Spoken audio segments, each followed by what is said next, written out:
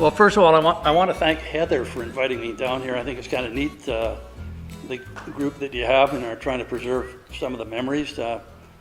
And, you know, I went a little quick story with the McDonald family. Of course, I went to school with Heather, and I knew Neil. And my only contact with Grant was that he was a Vancouver City police officer, and he threw my brother and I in jail when we were weaving down the road in Hastings Street to get our laundry that we'd left at a laundromat. So that was my only contact with Grant.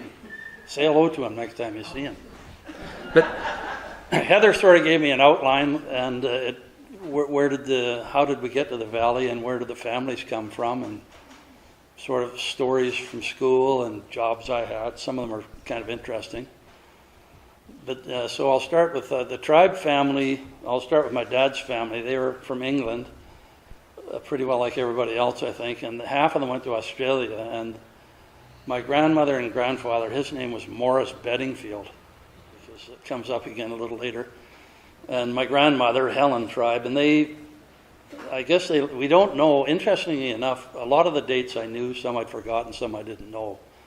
But I'm not sure where they landed, but they ended up in a little town called Wolseley, Saskatchewan, which is about 50 miles east of Regina on the railway line. And we visited last summer, my wife and I. We took a trip across Canada, so it was interesting. It's just a little railway stop. And my dad was born there, and my dad's brother. They were twins. And I guess they were there for 6 or 7 years, and then they moved to the Comox Valley in probably around 1910. And 2 more children were born then. And my grandfather, nobody knew what he did. We think he sold insurance or ran a Ponzi scheme, but he ended up with 2 waterfront lots and seemed quite successful. But in about 1930 and 32, he decided that he'd had enough of the Comox Valley and he'd had enough of his family, except for the 2 youngest children. And he took his wife and left my dad and his brother in the Comox Valley and went back to England. Took up with another woman. And he told my grandmother, he said, "This is how it's going to work." He says, "I'll support you and the 2 youngest kids, but I'm going to live with his 2 girlfriends." So she didn't like that idea. Helen, her name was. So she took the 2 kids and moved back to the valley. And she was a very talented musician, taught voice and piano. In fact, I've still got her piano. And my dad, he and his brother, they dug graves to make pocket money. I think it was $2 to dig it and 75 cents to fill it back in. But in any event, they both graduated, and he started with the city of Courtenay in about 1932.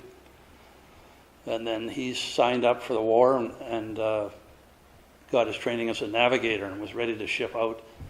And he got rheumatic fever, and it was the second time he'd had it, and it almost killed him. So he was discharged, medical discharged, went back to Courtenay briefly, and then he moved to Saanich as a clerk for the municipality of Saanich in 1941. And my mom was a Fairbairn, and that family came from England as well, and they moved across Canada and eventually ended up in the Comox Valley now I think it was around 1890, but it might have been later than that. And the grandfather, Cap Fairbairn, he managed the old Courtenay House. It was a pub in Courtenay, which has since burnt down.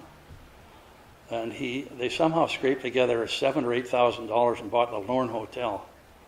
And if anybody's been to Comox, was the oldest licensed liquor establishment in BC. And she ran that for about, I guess from 1917 to about 1960. But in the meantime, my mom and dad got together. My mom was a registered nurse trained at Vancouver General. So the 2 of them moved to Victoria and located on Obed Avenue over in the Tillicum area. And my brother, there's 4 of us in our family, and my brother was born in 1943. I was 45. And we lived on Obed Avenue for about 5 years, and we moved to Burnside Road, West Burnside Road, near Hastings and Granville. And who knew we had an intersection like that? And I went to grade 1 and grade 2 at Strawberry Vale, and then my dad bought a lot. The Royal Oak Avenue was put in. I think everybody knows where that is. It was the original development before the big Rithitz and Broadmead developments went ahead. And at the end of it, there was a little street called Pashina Place, and he bought an acre there in 1953 for $2,500. And I'm pretty sure he hired your dad or your father-in-law to build a house for $22,000. Could be. My dad was a contractor. Yeah, it was, and Yeah, Ivan did. yeah, for like $25,000, right? And Nori's dad worked with him. yeah, for sure. So that's interesting. But when he bought that property, the Pat Bay Highway wasn't there. And the only way out to Sydney and North Saanich, of course, was West Saanich Road. And we came to Royal Oak. I started in grade 3 with Joanne and all my friends, but we still lived in Burnside Road. And my dad, who, the municipal hall, of course, was down where I think it's the Med restaurant is now. So he would take my brother and I to school. And then we'd get a ride home in the evening with Mr. Wilway. Now, I don't know if anybody went to Royal Oak Elementary when Mr. Wilway was the principal, and he had I guess it was a war wound, but he had a prosthetic. He had an artificial arm, and he was a curmudgeonly old guy, and I don't know if we had a school assembly or a class meeting, and he was barking at us for something. Well, his arm fell off, hit the floor with a thud, and that was the end of what he was trying to tell us, right? So we did that for 2 months, and then we moved into our house. And I think right at the end of 53 or beginning of 54. And we weren't there 6 months, and they put the Pat Bay Highway in. So they expropriated a third of that lot. The lot is still there, the house is still there. My nephews bought it. So they still live there. But we had to put up with the highway noise and all that for years. But, and of course it was handy for my dad because the municipal hall was, the Club Med or Med restaurant. But we used to walk to school. And I used to cut across. There's a big triangle of open land there. The shopping center's there, the highway's here, and the old Maltwood home is there. And we'd just walk up the bank and run across the highway and through the fence and cut across there. And I got to meet Mr. Maltwood on a number of occasions because he'd be out in the yard, right? He'd see us walking by, and he'd come out and say hello. I don't know if anybody's researched that family, but they're fascinating. His wife, I think her name was Catherine, was a very talented sculptor and artist, and they were quite wealthy and filled that house up with a lot of, like Emily Carr Works, and ultimately donated the whole thing to the University of Victoria. I think everybody knows that story. But back to Royal Oak, and it's interesting because a lot of like Heather and that, they went there from grade 1 all the way to grade 12. We were 3 to 12. But we had some great teachers there. When I came there, grade 3, we had Miss Pottinger for 2 years. And then Mr. Webster. And grade 6, we had our teacher was Mr. Parks. Darks, sorry, yeah. And he was the principal as well, right? And he's a great guy. And I remember one time we were all in class, and of course he'd be in and out attending to the duties of the principal as well as working the classroom. So he had us working on an assignment this day, and he said, I have to step out briefly, but just keep doing what you're up to. Well, somebody had brought a fake spilled ink kit. And it included an ink bottle, because in those days, I know we still had the ink wells. You had the desk with a hole in it. So there was a fake bottle, and you put it on its side, and then you had this plastic thing that looked like a puddle of ink.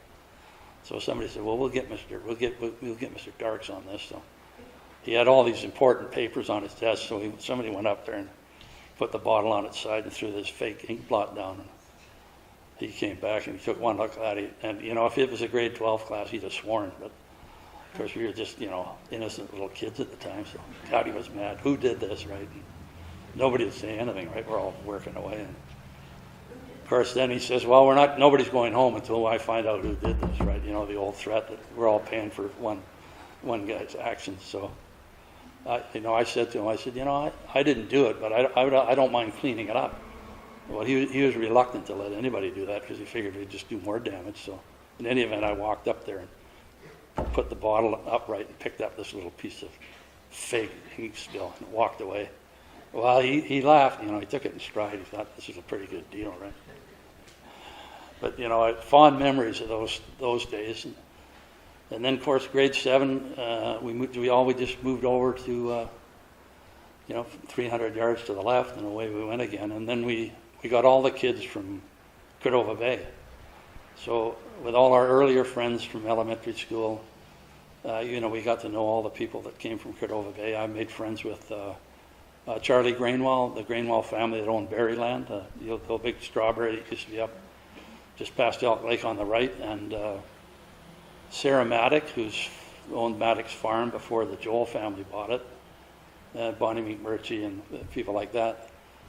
And of course, Heather said, tell us some of your highlights from school. And of course, most of mine were, getting punished for some sort of minor peccadillo. But I know in those days, at least grade 8, grade 9, grade 10, if your marks were good enough, they'd let you out early. You wouldn't have to write your exams. You'd go pick strawberries. So I palled around with Ross Cumberland, who lived up Royal Oak Avenue. And so we got the time off, and we worked at a berry farm out in West Saanich Road. And I can't remember where it was, but actually we worked pretty hard. And we'd make $5 or $6 a day, right? But Sarah and Bonnie and Linda, they all picked at Maddox Farm. And his strawberry fields were across the road where that par 3 golf course is, right? It was flat and way up the hill. So we resigned our position at West Saanich Road and went to Maddox. Well, I don't think we made more than $1 there, because all we did was throw strawberries at each other and then go to Linda Point's. Their family had a waterfront lot on Cordova Road, so we just go and sit there all afternoon, sit at the beach and do nothing. But of course, and we had a lot of great, teachers at Royal Oak. I remember our math teacher in the shop was Mr. Bunnell, Carl Bunnell, and he was a great guy. He was a World War II Spitfire pilot too, an interesting history. But he taught shop. We had him for shop and math, and shop was a 2-hour class. And I'll remember one year he was sick for 2 or 3 days, and we had a Miss Cochran come in, and I knew her from Strawberry Vale, and she knew me. So she thought I'd be one of her, prize students and be on my best behavior. Well, that never really worked, but she said, you boys may be able to pull the wool over my eyes in shop class, but not in mathematics. Well, by golly, we got her for shop class the next day because Mr. Bunnell was still sick. And that's when we were learning how to use wood lathes and metal lathes and the forge, right? And we weren't allowed to put the wood lathes up beyond a certain speed. They had belts on them you could reset. And we're all making little shaving bowls and stuff like that. Well, one of the fellows was Pat Woodsworth. Remember Pat? Pat he was like me. I mean, I was a clunker when it came to carpentry too. And so Pat was working on this bowl. It actually wasn't going to turn out very well. So somebody said, well, the problem there, Pat, is you don't have it up at the right speed. See, of course, Mrs. Cochran's there. She didn't know what we were up to, right? She sort of sat in the desk and made sure nobody cut their arm off. And so we said to Pat, you got to move these belts over here and put this one here, and you'll get. Well, you took the block that you were working on, that you rounded off, and put it on a backing plate, right? You glued it on and then set it on the machine. Well, Pat never put enough glue on his. So we got it up to about 5,000 RPMs, and the thing flew right off the block, right? Hit the wall and broke. We said, oh, yeah, well, got to start again, Pat, sorry. And the other guys, the smart guys, were in the high school. They had a small room by itself where they had a forge. They could crank that up. Well, the guys would go in there and they'd smoke and they'd cook hot dogs on the forge. And then the other trick was they'd take one of those old metal coat hangers and open it up, and cut the ends off it, and they'd thread a hot dog on it, and then they'd jam it in the wall outlet. Well, you got it dead short, and the wire turned red, but the hot dog cooked from the inside out, right? Like, these guys are onto something. They're like Panasonic, right? Slightly ahead of their time, but it's a lot of fun. Then we had and Joanne's dad, he was a great guy. I had him for English, and had Mr. Lott for 2 or 3 years. And we had one fellow, his name was Don Kyle. And Mr. Kyle was pretty prim and proper, and he was quite an interesting man. He started the the choir there, and he continued that on in Claremont, and it became a very famous and talented choir. But in those days, and I think we all remember this, like we had a home room. You'd go there in the morning for 2 or 3 minutes, and you'd check in, and if they'd take attendance, and we'd read the Bible in those days, and then away you'd go to your first class, right? And you did that all day long. But then you went back to your home room for the final 5 minutes of the day for loudspeaker announcements and anything else the teacher wanted to tell you, and then they let you go home, right? Well, Mr. Kyle, he says, your school day ends at 3 o'clock precisely, no later and no earlier, right? So, and he had a great big wall clock that he had mounted on the back wall, and the cord coming out of it plugged in, right? And invariably there'd be 2 minutes of dead time, nothing to do, right? And the other teachers would say, well, you must well go home, but not Mr. Kyle, right? So he'd sit there and watch the second hand go around until it hit 3. He says, okay, you can go home now. Well, I remember one year some of these are probably the guys that were smoking in the forge. They got a hold of his clock and they took it off the wall, and of course the cord, the cord went up the back, so and then into the innards.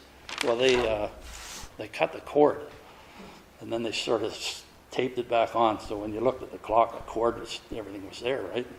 They set the thing for 3 minutes to 3, and then took off. Well, the class comes back, and it's because Mr. Kyle, same thing, right? Nobody's getting out of here till it's 3 o'clock. And, after about 5 minutes, somebody said, well, it's not, we've been here for 5 minutes, the clock hasn't moved.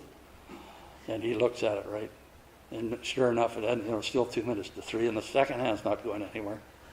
So he goes back and he takes it off the wall, and he couldn't tell right away, but finally he figured it out. Jesus, he's mad too, right? You can all get out of here now. I don't want to see you again. But, a lot of fun. And then I know a lot of people I went to school with. We were, I think they closed Mount Newton when we were going to school, and they shipped all those guys to our school. And then they started to build Claremont. So I went to the Royal Oaks through that junior high and elementary to grade 11. And in grade 11, I was on shift. Like, we went to school from 8 till, I think, noon. And then for the half this term, and then the other half, we went from noon till 5 o'clock, or 1 to 5. And the grade 12s were on shift as well. And the grade 12s actually were the first class who were noted as a graduating class from Claremont, even though the school wasn't finished. And then we attended Claremont. I attended Claremont for grade 12. And that was a big culture shock because we had no buses, and that was a long way from our house. So I used to get a ride with A.G. Mr. Blair. I don't know if anybody remembers the Blair family, Peter Blair, Valerie Blair. Well, he was the secretary-treasurer for School District 63. His office was out in Brentwood somewhere, so he'd drop us off on the Pat Bay Highway at the bottom of Halliburton there. He was doing us a favor, right? Everybody knows what that hill is like. But anyways, it was a great time, good school, and made a lot of good friends there, and really had a lot of wonderful teachers. And Heather said, tell us a little bit about what you did, right, for jobs and who you knew. And where we lived on Kashina Place, there was just a cul-de-sac, and we were the first house on the one end. Adjacent to us were the Brose family, 3 girls, and they all went to Royal Oak or Claremont. McGregor's and Chandler's, and then down at the bottom was Lloyd Park. I remember the Lloyd Park Nurseries at Royal Oak, and he had his yard there where he grew all his stuff, and then he sold at the Royal Oak Shopping Center. And on the other side was Galbraith, who was a big shot for Shell Oil. And we knew a few of the people up the street, Regin Ball, and of course the Cumberlands lived up there, and Thornleys, and I palled around with the Cumberlands.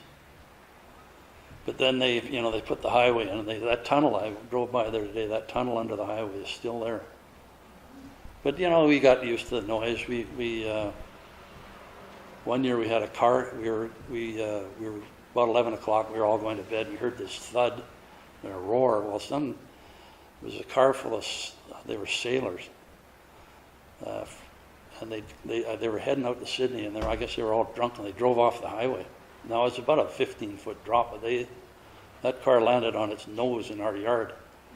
And it was one of those old Merc Sunliners with a glass roof, and one guy got shot through the roof, but we went out there, and there's these guys lying all over the place. Fortunately, they all lived. So that was a good break. Some of the other people I palled around with, well, Morris Hunt there, I used to go up and stay with Morris, and we were just reminiscing earlier. We'd go out and we'd dig bunkers and dugouts in his backyard and eat all his dad's loganberries. And they always had a little Boston Bulldog. His dad just loved those little dogs. And I think Morris and my brother split a paper route. I'm not sure how this all worked, but one of the jobs I had was I took over either from Morris or my brother, delivering the Times Colonist. Of course, in those days, there were two newspapers, right? The Colonist was the morning paper, and the Daily Times was the afternoon paper. I didn't bother with that one because I was always active in sports and that kind of thing. So you had to deliver that between 3:30 and 5 usually. So I had the Times Colonist, and there was a little kiosk where the old police station was on Municipal Hall, and there were about 5 routes started there, and they threw the bundles out, the delivery guy. And the first stop I had was a police station. And you'd go down the stairs, right, from West Saanich Road down to the stairs to where they were. And those cops, invariably, they'd come up and take their own paper out as soon as the bundle showed up. So they'd take their paper out, and they wouldn't tell me. So then I'd go down, start my route, and I'd put a paper on the counter, and away I'd go, right? So my route was down. I'd go down West Saanich Road. I think Morris's dad got the paper. I did Mellish's along there. I don't know if you remember the Mellish family. She gave piano lessons and raised mastiffs and English mastiffs and Scotty dogs, I think, isn't it, Morris? And then I'd head down Pipeline Road, down the dip, down and up the other side, and there were the Olsen twins. Were that their names? No, were they on Normandy? Yeah. We used to take our little racers and go down that hill, right? We'd build these little soapbox derbies. Go down there. I remember going down there one night. My brother, he built his. It was like a Sherman tank, and I ran into it. Well, mine was made out of like Japanese orange boxes and paper mache. Well, it just flew apart. I'm crying. He's laughing. Right? I took mine home in a bag. But then I would go down Normandy, and I had Bill Hunt. The Hunts were there, the Noonan family, Islets, and Sharon Felix was down that street. Pardon? Noonan's, yeah. And then I would head down, I'd backtrack down Viewmont, back towards West Saanich Road. Do Cumberbirch, Neil Cumberbirch, he's an architect now. I think he's been in the paper recently. The Amoses and Quayle, Larry Quayle and his family lived along there. Then I'd turn around, I'd head up the highway to where, I guess it's, what's the name of is it, there's a senior citizen home, Berwick's up there. I'd go up about that far. And then I'd go down Fell Lake Crescent to Bob, I can't think of his last name now. Pardon? Bob Hale. Yeah, he lives in Comox, Courtney. But in any event, and then down along Royal Oak Avenue, and then I'd get home and I was one paper short. And of course, my dad was always the victim of that, right? He said, "Where's my paper?" I said, "Well, I think the cops have got 2 of them, so you better get one off of them." Well, he'd get mad. I mean, he was just in his eyes, he was another customer. Probably thought he was a preferred one too. And so I'd go down to the police station. I went down there and I said, "Look," I said, "I don't care if you take your paper, that's fine, get it, but write a note and put it in my bundle, and then I won't come down, and I wouldn't be one short." And, "Oh yeah, sure, yeah, we'll do that for you," right? But they never did. And I don't know if anybody here had paper routes, but you were a small businessman at the time, and you had a little book with coupons in it, and the going rate for a monthly subscription to the Colonist was $2, and then you had this little book, one for each month, a coupon for each month. So I think I had 50 customers, so I'd have to collect $100, and by a certain date of the next month, I had to remit something like 60 or whatever the number was, 65, to the Times Colonist people, and then I kept the rest, right? Well, invariably, there was always people. It was amazing, right? You'd say, Oh, here I am, yeah, collect $2. Oh, geez, I don't have any money, right? Can you come back tomorrow? Well, you go to some of these places 3 times, couldn't find $2, right? Or then they'd break open the piggy bank and you'd get 195 pennies and a nickel, right? It was interesting. A couple of times I had to get my dad out. He'd go with me, saying, "Look at this kid. He's just trying to make a living here. Can pay him, right?" So eventually they'd come up with a dough. But Chatterton's lived along that street. I don't know. I palled around with Drew Chatterton, and I knew Mr. Chatterton because my dad, as many of you know, worked his way up to be the administrator for the municipality of Saanich. And of course, he dealt with all the mayors, right? Every now and then one would get a bee in his bonnet, think they'd fire him and hire somebody else. But I got to know quite a few of them, and Mr. Ash was one of them. Hugh Curtis I knew quite well, and of course George Chatterton. And I hung around with Drew. He was in my class. He was an interesting guy. He wasn't very athletic, but he was sort of musically talented. And he and I had played chess together when we were kids, about grade 8.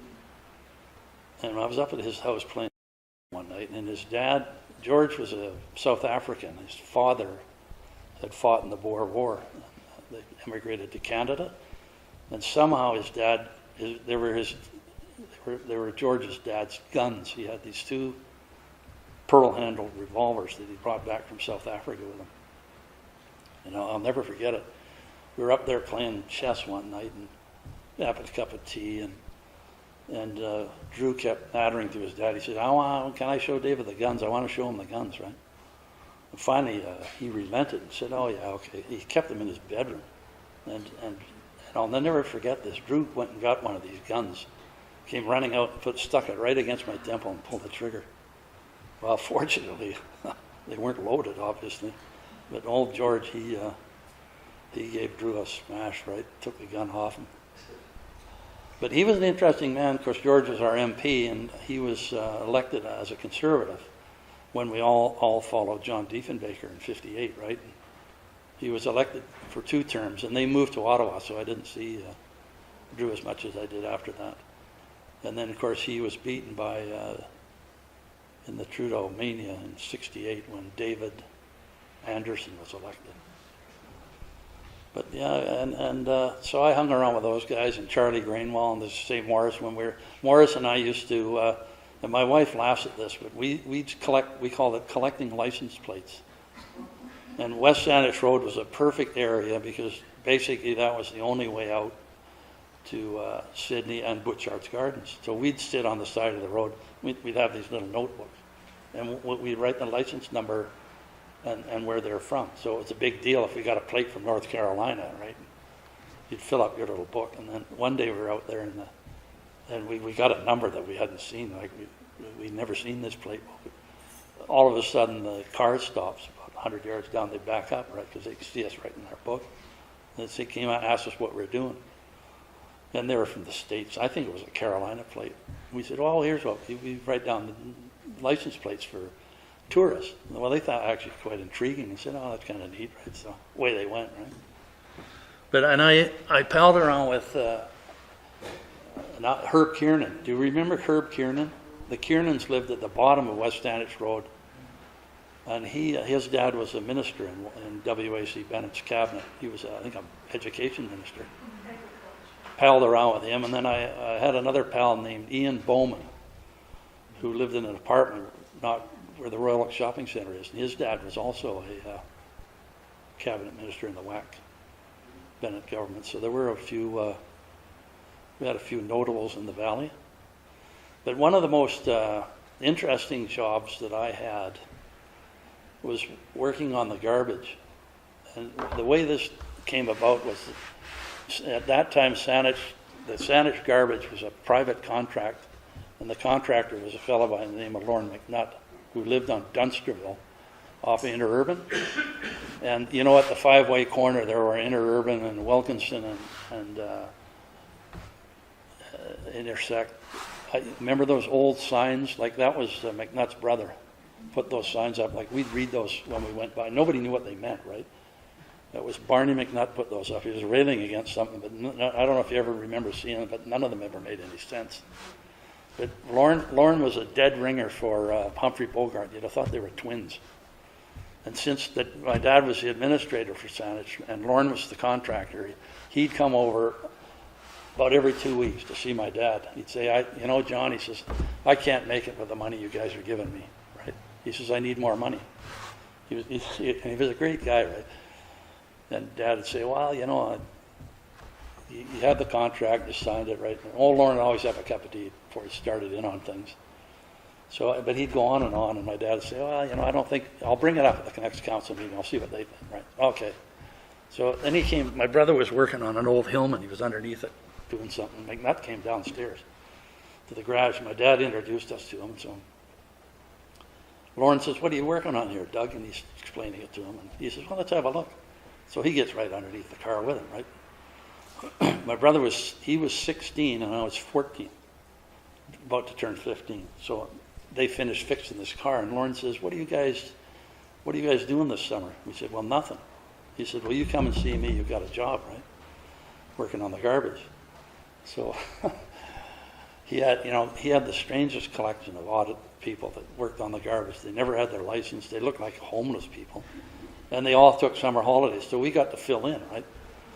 And Lauren ended up being a fairly wealthy man because all this shortfall that he had was he was investing it in land all over the Saanich, and he had quite a bit of land. But anyways, we'd work the summers for him, and the old days.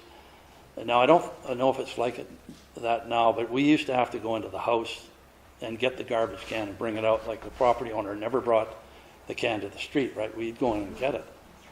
So we had all sorts of nifty tricks. Like we'd take those galvanized wash tubs, about 3x3 with handles on them, and we all had one of those. So if you went into a house and they only had a half a can of garbage, you could dump it in the tub, save you a trip in and out, right? And then we all dumped at the Heartland Road dump. In the old days, it was just burn and pick the cans, right? It's not fancy like it is now. But the choke point was the Royal Oak Shopping Centre because we all ended up on West Saanich Road. And we all finished we dumped those trucks twice a day because they weren't packers. They were just gravity feed to dump in. And we'd stop at the Royal Oak Shopping Centre and we'd have a cup of coffee there. And one day there was 4 trucks parked there. And we were in having a coffee. My brother was there, all these guys. And then there's a new cop on the Saanich police officer on the beat, right? So we come out of the coffee shop. He's standing there looking at these trucks. And they were, like Lauren McNutt never bought a new truck in his life. He'd go to Vancouver when the city of Vancouver or those municipalities were replacing their equipment, and he'd buy the old ones.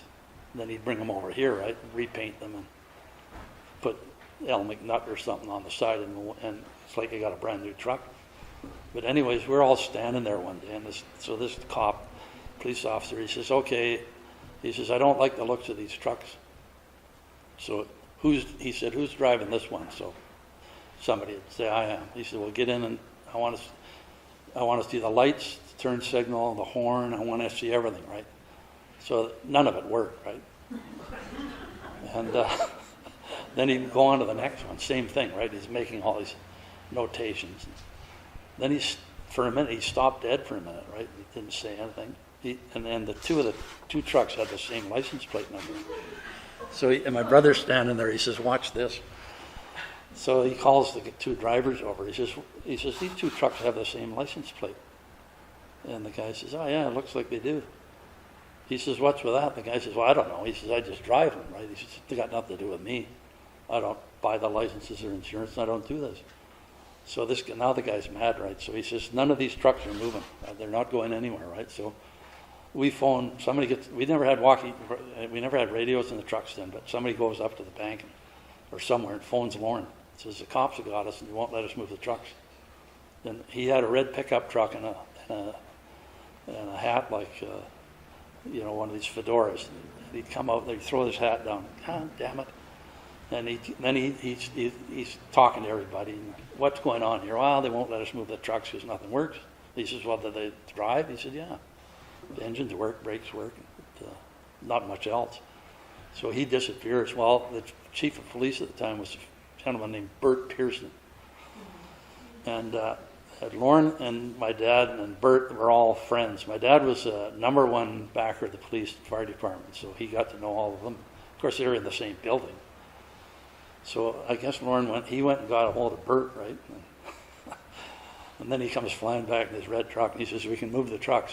We can take them up the dump, and you got to go up as a group, and they're going into the shop, right? And the cop, he says, what's going on? He says, well, you phone Mr. Pearson, he'll tell you what's up. So I guess he got Bert to allow us to move these things, right? So, but what Lorne would do, he'd license about 4 trucks, and he had 8 of them. So now he had 8 license plates. And he'd use these plates like dealer plates. Like we'd take a truck in that had a mechanical issue into his shop there. And he'd say, okay, well, take this truck out, right? He always had 1 or 2 spares, because if you're down 1 truck, you're doomed. So he says, take the plates off of this one, put them on that one, and get back to work, right? So that's how he operated. I mean, it was and the oddest collection of characters. There was one fella named Lou, and Lou, I don't know what it is, but all his hair fell out. But he decided he wanted to spruce himself up, so he bought a human hair wig. And we were older. I was older then, because I worked for McNutt for probably 5 years, all summer holidays and Christmas. And then I was old enough to sneak into the pub with these guys, payday. And Lorne and Lou would go in there, and this wig had cigarette burns in it. And it had a built-in part, right? It was manufactured, right? He'd put it on sideways, right? The part. So the part went from ear to ear, not from front to back. And he thought he was something else. And he'd get out of the parking lot, and he'd take the thing off, and he'd wipe his windshield, and he'd bang and put it back on. And these guys, like when I started, we got $11 a day. The old joke was you got $11 a day and all you could eat, right?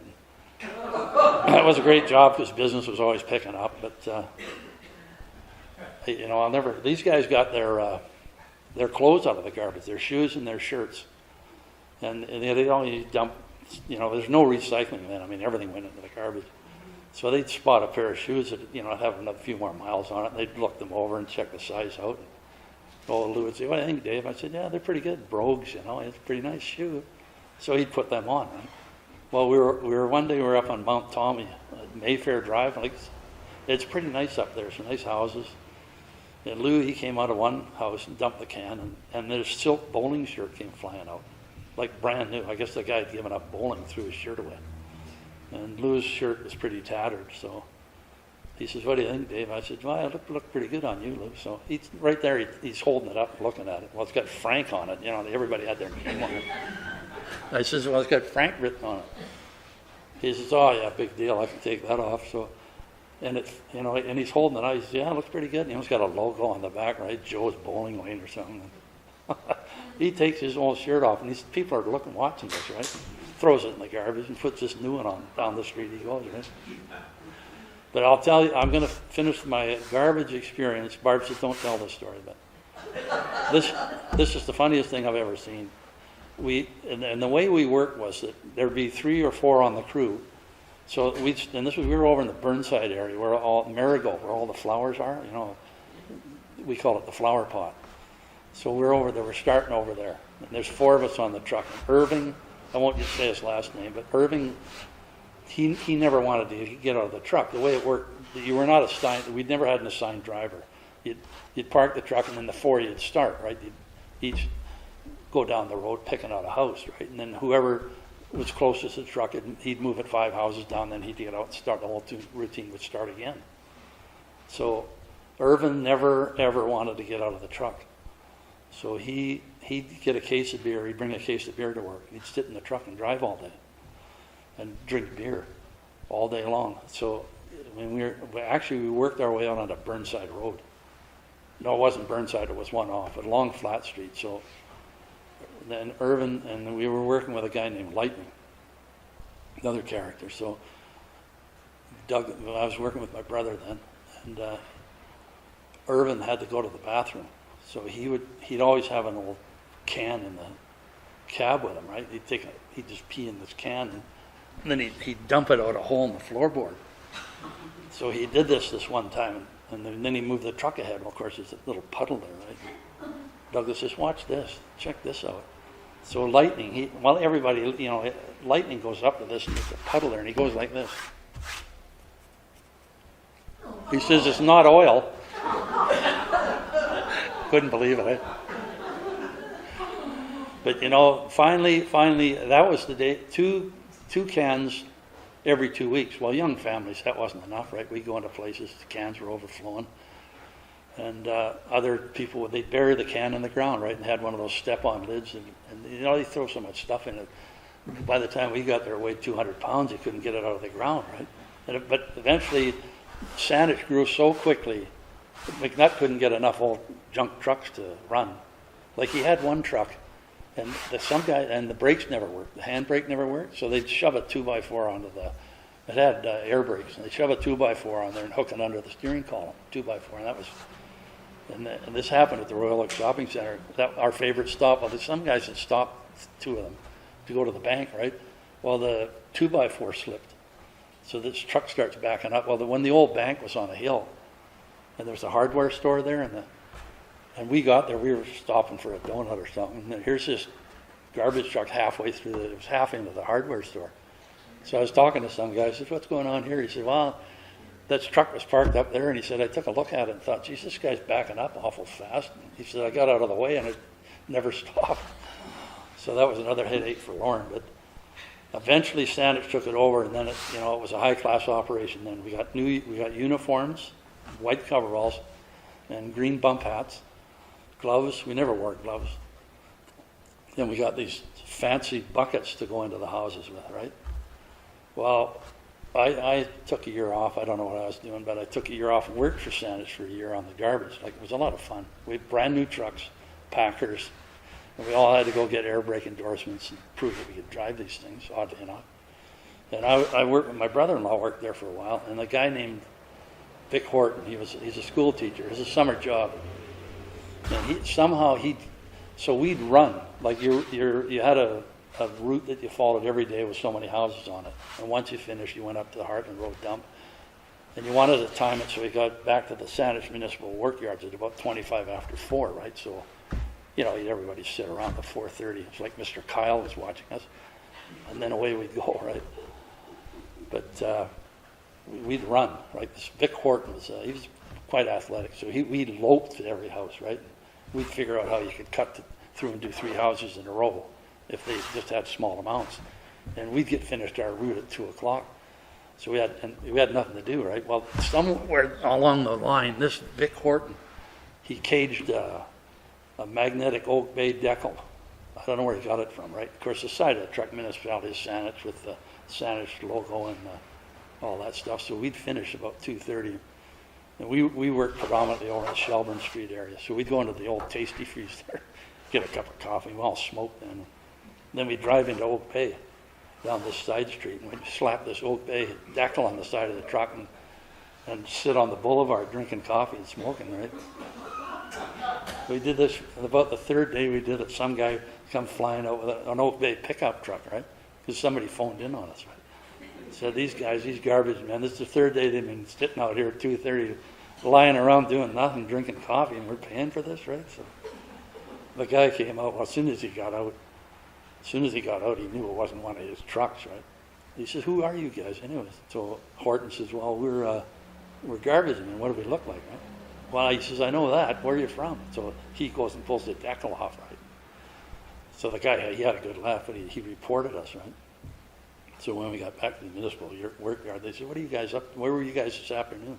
Well, we were out working, picking up garbage. What are we supposed to be doing? So that they took the decal away from us. So that ended that. But actually, that was a fascinating job, and I was sorry to see it go. But yeah, I had worked with one guy. He had a bachelor's degree in psychology. He loved the job so much he never quit. Turned it into a full-time career.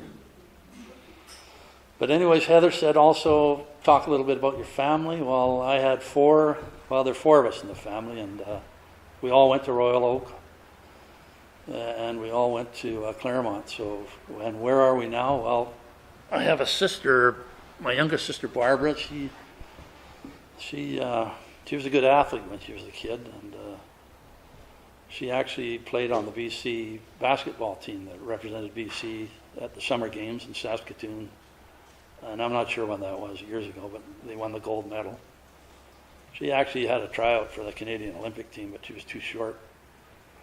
She was a good softball player, fastball player. She won the MVP for the Canadian Championships a couple of years.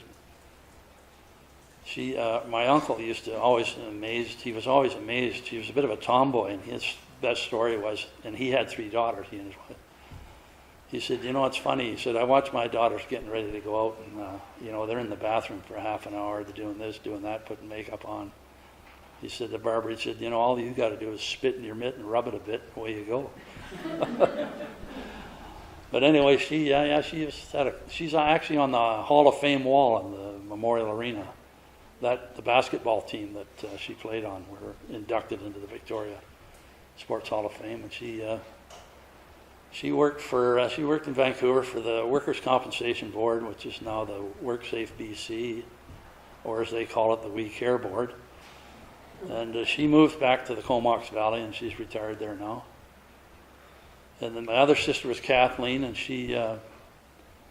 they lived in Victoria. They actually lived out in Brentwood for a long time. She worked at a framing shop, and her husband, he had his own gravel truck for a while, but that was a tough job. And so he drove truck for other people. And they actually retired to the Comox Valley, where he still drives the truck a little bit. She looks after a mini storage for a friend of ours.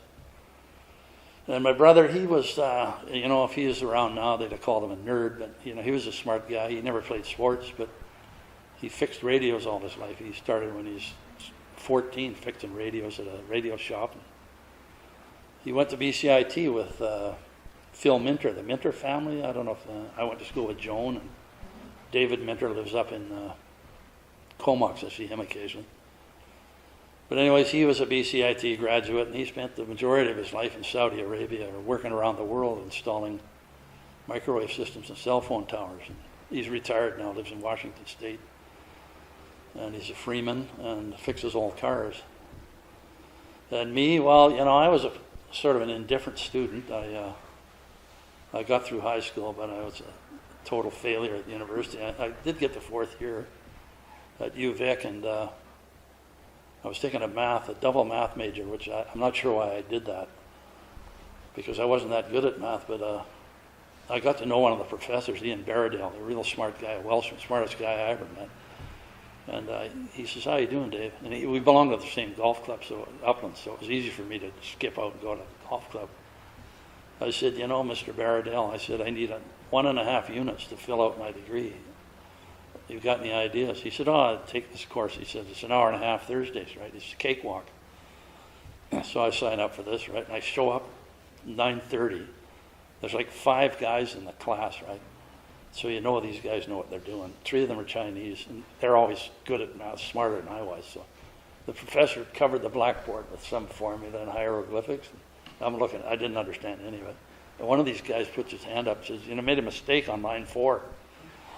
You know, and the guy backed up, the professor looked at him. He says, by golly, you're right. He said, thanks very much. So that ended my math career.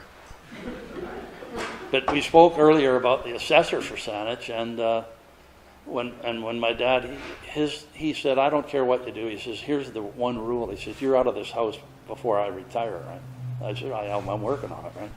And then I'd head out the door and go up a golf club and play golf. And so he finally, when he got fed up, he says, I want you to go down and see Bill Craven, who was the assessor at the time, right? So I went and talked to Bill, and he explained to me what the job was, and I found it to be quite interesting. So I applied through the provincial government. They were hiring at the time, and I was lucky enough to get the job. So the guy, Neil Drury, the big bropper, he phoned me. He said, well, we decided to hire you, and you're starting November 1st, 1973 in Kamloops. So I spent 5 years up there, and then went to Quesnel for 6, Port Alberni for a couple. Ended up in Courtenay, the Courtenay office, which was where we all wanted to end up because the family was from there. And we had summer property that we still in the family. So yeah, I stayed there till I retired in 2002, and just to wind it up, 2002 was always kind of a big year in my life because I hadn't been married at the time. I'd never been married before, but my wife, Barb, there, stand up so they can all see. She worked for the same company. See, she worked for the same company. She was in the Nanaimo office, and when I retired, she got my job. So I retired in 2002. I bought a brand new car, retired, got a dog, built a new house, and got married all in the space of 6 months. So I condensed the whole thing. But anyways, I hope you've learned a little bit about how it was for us to grow up. And if I could say anything about the area, it was, we felt safe there, and it was a very friendly, caring neighborhood. And it was fun to see all my old friends back here again. So great. And Heather, thanks very much for inviting me down. And I hope you all enjoyed a little reminiscing from the old days, particularly if you were mad at the garbage man or didn't get your paper. I was probably responsible for both those issues. But thanks very much. Enjoyed it. Mr. Bennell, math class, grade 8, I'm picturing. He would give us all a number so we didn't have to remember our names. Do you remember that? I do. Because Heather denies knowing anything about that. Maybe she was in a less... I was in his class. But he also gave us the rapid math. Remember? Mr. Darks did that. I thought it was Mr. Bennell too, because every now and then he'd throw in divided by 0, and then you knew it was 0, right? Yeah, he was a great guy too. And he made us sit alphabetically, so A, B, C. Yeah. And I He did, probably yeah. sat behind her. Pretty close. Yeah, you did. That's right. And I was number 30, I believe. Well, I was probably 31 or 32. Or 29. No, get that alphabet right there. Well, there you are. I thought of a couple other things. Go ahead, Susan. Dave, was it Mr. Bryant who said, "Oh, Dave, jump out the window," and you did? I don't remember that, but I'll tell you one thing I did. Remember Mr. Kelly? And nicest guy in the world. And I had put my hand up in class one day and I said, "Mr. Kelly, I don't have my pen with me. Can I go get it?" And he said, "Sure, yeah, go ahead." Well, I went home and got it. Came back, my class was over. He said, "I thought it was out in the locker." I said, "No, I left it at home. I went and got it at home." Did he live somewhere near you? Yeah, he lived just down Chatter, just down the street. Yeah. Right. Yeah, I used to walk down and see him and say hello to him. He's a great guy. Remember Harvey B. May? Yeah, I do too. Yeah, Mr. May. Yeah. Boys used to go up to the front, and two of them, they put their arms around him. Oh, he would stutter and stammer, and it was terrible. I mean, he was bullied. Yeah. Were you? Well, there were some. Glasses off and then Oh, took they his did. glasses. You and John Reed and Pat Woodsworth, I believe. John Reed. Yeah, there is a funny guy. Another good That guy. was a funny guy. Well, there's so many things happen. You forget a lot of them, right? And we used to call him Mr. Kelly, from them. That's right. Too, yes, yes. He was a sweet guy, though. I mean, I think we had a lot of great teachers in those days. I remember, like I said, the only thing I can remember about school was getting into trouble. And in the gymnasium in the high school, we had those ropes that we'd shinny up ropes. Like we had a circuit we'd do, right? Do push-ups and this and that. And then they had these ropes. Well, when they weren't being used, they were wound up against a bullet or something on the wall. Well, one lunch hour, I thought, well, I got nothing to do here. I'll swing on these things, right? We played murder ball and basketball, remember, at lunch hour? So I'm swinging away on this rope, having a grand old time. Well, the teacher, the vice principal at that time was, this guy was he was an interesting man, a very good athlete. He played for the Victoria Shamrocks for years in those days. But he saw me, right? He came in, he grabbed me on that rope, fired me up against the wall. "Get in the office," he says. So he's going to give me the strap, right? I was in grade 7. So I go into the office. Well, and he was a strong guy. He was a good athlete. And, he was a nice enough guy. He was a little bit temperamental because he bullied a lot of people. He might not have gotten away with it, nowadays, because he did some things that he probably shouldn't have done. And of course, I shouldn't maybe have been on that rope. But we get in the principal's office, and he gets the strap out, 2-color strap about this long. And he starts warming up on the desk. Well, he almost tore the veneer off the desk, right? I'm standing there. You can see the sweat breaking out of my forehead, right? And he hits this desk so hard that it moves. And so then he wraps my wrist up. I said, "What are you doing that for?" He said, "I don't want to hit." And the wrist, cut your wrist open. right? All these things, he's prepping me, right? I says, oh, well, what are you going to say? Like, he says, you're getting 5 on each hand, and if you flinch, I'm starting again. So, and he'd make you put your thumb down here like this, right? Round your hand out, and then he'd take a step into it. Boy, I'll tell you, I'll never forget that. Remember the year that they, downstairs in the junior high, they were putting in new rooms because there were so many students? And so there was 3 classrooms down where the old lunchroom used to be. Oh, right. They just had gyprock walls, and you mentioned Reginbalds earlier. Remember Doug Reginbald? Doug, sure.